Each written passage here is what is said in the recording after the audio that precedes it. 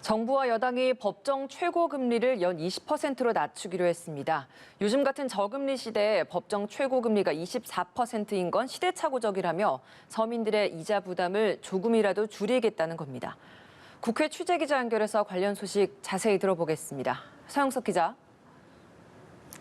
네, 정부와 여당이 서민들의 이자 부담을 줄이기 위한 방안을 내놨습니다.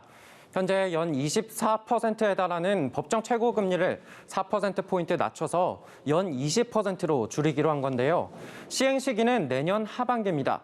법정 최고금리 인하는 문재인 대통령의 대선 공약 중 하나였습니다.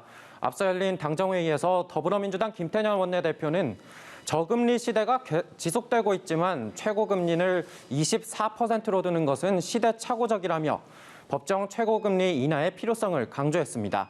금융위에 따르면 올해 3월 말 기준으로 20%가 넘는 금리의 대출을 이용하는 사람은 239만 명에 달합니다. 저신용자들의 고금리 대출 공급이 상당한 수준임을 알 수 있는데요.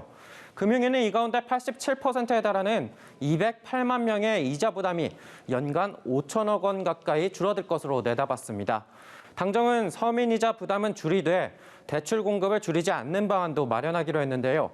금융위는 햇살론 등 저신용자 대상 정책 서민금융상품 공급을 연간 2,700억 원 이상 확대하고 불법 사금융 근절을 위한 법적 기반을 늘릴 계획입니다.